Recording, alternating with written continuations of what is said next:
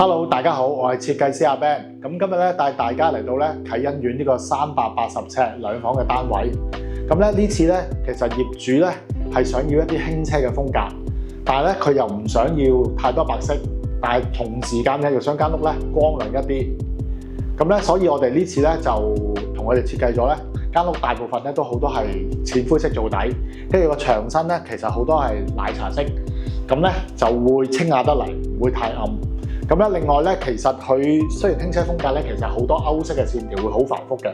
咁啊，業主又唔想要啲好繁複嘅歐式線條，咁所以咧，我哋咧就喺啲櫃門裏邊咧就做咗啲簡約嘅歐式風格，做咗凹凸線條，咁咧就令間屋咧睇到有呢個輕奢嘅感覺，但係又唔會太繁複。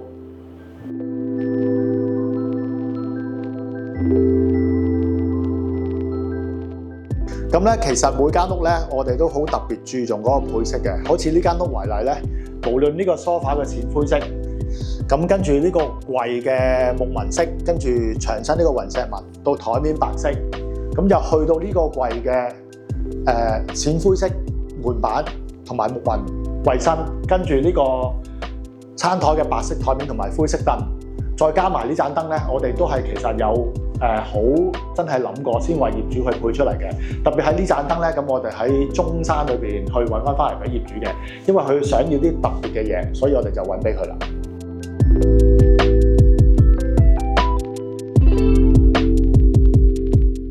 嚟到呢個主人房部分，咁好多時候咧房門咧都係向內開嘅，咁咧呢間屋咧呢個主人房房門比較特別咧，咁佢係向外開嘅。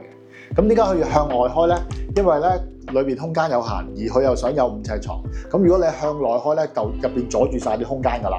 咁咧你向外開咧，通常咧就呢個門口咧就見到有個合頁嘅。咁而家見唔到，點解咧？因為我哋用咗呢隻五金，咁咧就會靚仔好多啦。咁啊成間房門咧就會見唔到個合頁，咁就會好好多。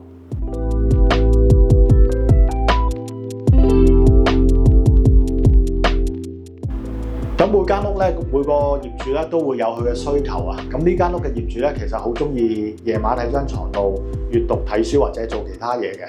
咁佢嘅要求咧，其實咧就好想有呢隻個燈啊，有呢隻聚光燈，同埋咧亦都有個大光燈可以睇到所有嘢嘅。咁我哋咧都係幫佢好辛苦咁揾咗呢隻燈翻嚟，其實都幾難揾嘅。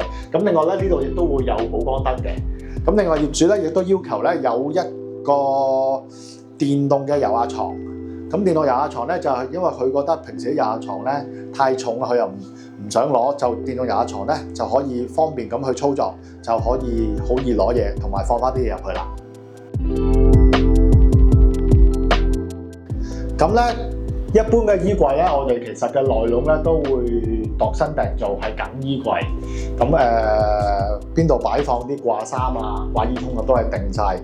咁咧呢個咧業主咧其實咧佢又想用呢一隻組合式嘅衣櫃內籠裏邊嘅五金啊。咁其實咧佢就可以自由配置嘅。咁咧咁樣有咩好處咧？就係進可攻退可守啦，可以甩得晒啲嘢落嚟啦，就係咁樣啦。咁另外咧，其實佢個想法都好好嘅。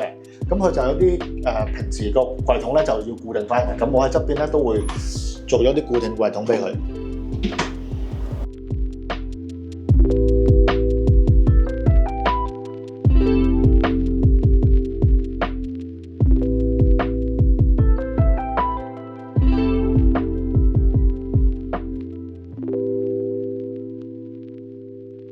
如果大家鍾意我哋呢條片，請大家 like、訂閱同留言。想知道片裏面更多資訊嘅，可以 PM 我哋。